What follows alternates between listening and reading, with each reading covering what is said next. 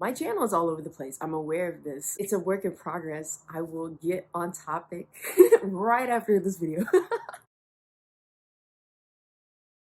So today's video is about goals for 2021. I meant to shoot this in January, but I'm one of those people where I see January is like the trial run. You say you're gonna do all these things, but January is gonna show you what you're actually gonna do. And as I've gotten older, I realized that like it's smarter to pace yourself with your goals and with resolutions because you don't have to get everything done in January. You still have like 11 other months.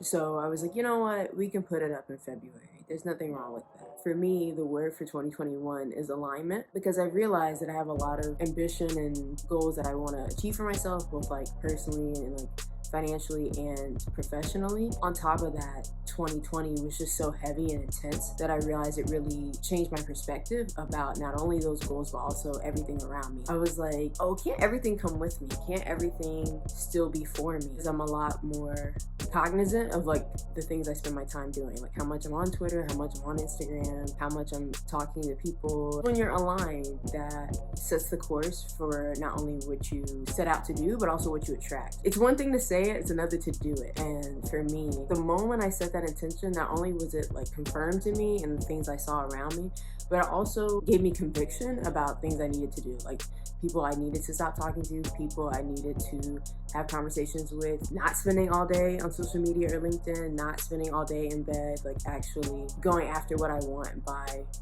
taking the baby steps to accomplish it. Number 2 is learn a new language. This is off into a fun start. I speak English fluently, and then I studied French in high school, or growing up, and then also in high school. And then I briefly took Italian so that I could study abroad in Italy during college. And so back to alignment, I was like, oh, you know what?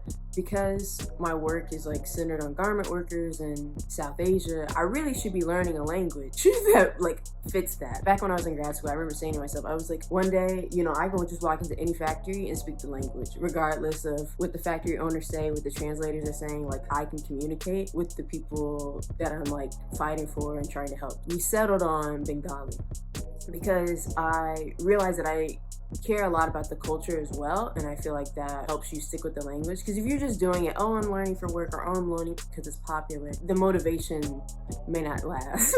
which is serious when you're learning a language that's not a natural pivot from what you know. Like, English and Bengali are completely different, and it's very different from French and Italian. I'm glad I chose it for the reasons I did, because I would have already quit if I was just like, oh, what's this? It's been a challenge. Because Bengali is not on a lot of online learning language platforms, like what are they really like Duolingo and like Babbel and like stuff like that, I then wound up ordering textbooks, and I'm glad I did, because originally I was like, oh, I'm gonna use Monly because Monly is one of the only apps that actually offers Bengali. The textbooks really take you from the ground up and explain the language and also what to expect and how they're trying to teach you. And so that meant more to me than Monly, because she's just throwing you into the deep end. Like, the first lesson was about family, and I was like, okay, but you know, she didn't bother to explain how the language has a different alphabet and how it's way more letters. So actually getting the textbook and like sticking with it, it's been hard. William Radis scared me in the introduction. I was like, sir, this is a lot of information.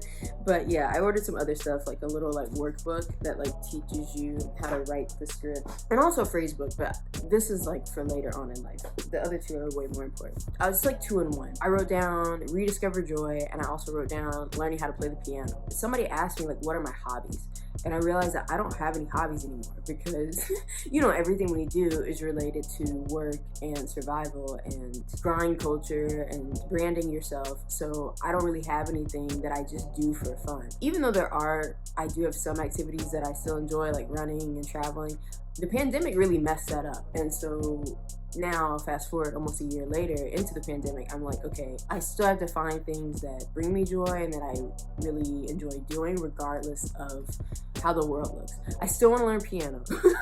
That will be for when things are like reopened and when it's safe to like be inside other people's houses and stuff like that, because I don't own a piano or have access to one. But beyond that, I think 2020 like made me fall in love with reading again, because I used to love reading as a kid, and so now I'm like, okay, I really enjoy doing this. Also, just kind of like finding ways to learn new things. Because I enjoy learning from the people around me, I think it's cool to have people in your life that are not only into what you're into, but also have their own stuff. So this is number 4, invest in myself and my goals. And I'm kind of a cheapskate.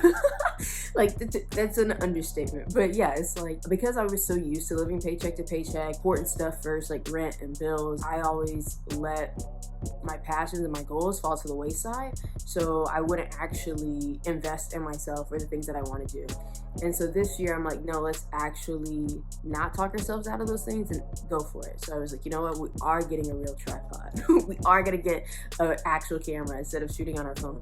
That's happening later this year. We're not there yet financially to do that, but still, I'm like, okay, let's not talk about it, let's be about it. This translates to goal number 5, is I want to pay off another loan. In 2020, I paid off all my credit card debt, which with like interest and all that totaled like $5,000. And then I managed to pay off another like $3K towards other stuff. I have a lot of student loan debt, and a joke could cancel it at any time. I won't be mad, but not that it would all go away from me, but it would put me significantly lower. But anyway, I am under the operation that it's not gonna happen. Like, I need to see it to believe it. So that means I need to continue to pay off my loans, because I had this crazy goal to be debt free by 30. I said that back at like when I was 24.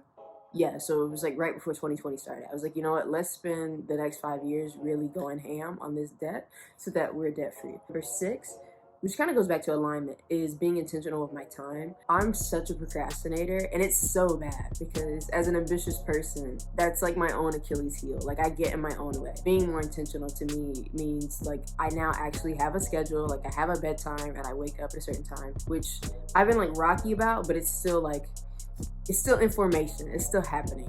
Because before, I don't think I've ever had a bedtime. I would just always go to bed whenever. And because I don't have a full-time job at the moment, you know what I mean? Like, your days are your own. Everything is very much on you. So I'm like using this season of my life to be like, okay, what time should I be getting up? How should I start my day? Just being more cognizant of how I spend my time. You can tell when you've been productive. When you did the laundry, met those goals. You can feel it in your spirit when you did that. But when you don't do that, when you like start the day late and you like take your time getting breakfast, take your time going into the bathroom, like, that's fine, but it can't be every day, because then nothing ever gets accomplished. So trying to be intentional. Okay, so I wrote down be as generous as I can. Again, back to being frugal and being a cheapskate. I feel like a lot of times we talk ourselves out of generosity, being like, I don't really know them, I don't know where the money's going, or like, oh, everybody has a GoFundMe. I realize that even though I'm not insanely wealthy or like killing it, that's no excuse. Like, you can still make a difference in other people's lives regardless of how much money you make or how much your net worth is. I'm a big believer in tithing, so I'm always tithing regardless of whether I'm employed or not, regardless of where things are great or not. I think that's an excellent foundation to start with, but moving on from that, I'm like, oh, you know what, you can still make a difference in people's lives beyond the church. Like, perfect example, which will come up later in my other videos, is the platform Open EDU. They have a lot of great classes, and I had heard of the founder before, and like, I don't have run across it, but I hadn't actually like realized what it was. And so now that I'm taking their classes or have seen the lineup for 2021 for winter and spring, I'm like, oh, you know what, yeah, I'll totally donate. And if you had asked me to do something like that a year ago, I'd be like, what? Like, I don't know if the classes are good. I've never heard of these people. I don't know if I would like it yet. Like, no, like, I could use that towards something else. And now it feels like a no-brainer. Being like, oh, this is a great resource. Like, yeah, I'll give you like $10. It's no big deal. You know, if everybody was doing that, I feel like all these resources that are around us could be so much stronger in terms of online learning and creating access for people all over the world. So I was like, you know what? Yeah, whatever. So I'm trying to get like that about generosity. Yeah, whatever. Last but not least, I put move back to London. Anybody who knows me knows that's like my focus. Like, that's where we're headed. That's like what I care about. That's the wind beneath my wings. It's very easy to get discouraged and very like downtrodden based off everything happening in the world with politics and with coronavirus and stuff like that. But I'm like, you know what? No, that's where I'm called to be. That's what I'm called to do. So I'm gonna keep looking crazy. And I'm okay with that. Like, I've made my peace with that a long time ago. Staying true to like who you are, what you've been called to do is essential. You never know what's on the other side of your obedience and your perseverance. Yeah, this is kind of like my last like off-topic video for a while because I'm ready. I'm ready to go all in, okay? It's happening. It's exciting. Is that it? Yes, I think. Like, subscribe, comment, share. Sorry I didn't have a proper ending to my last video. Yeah, I am safe. I have quarantined. I'm good. Road trip is over. Okay, all right. Now that's it.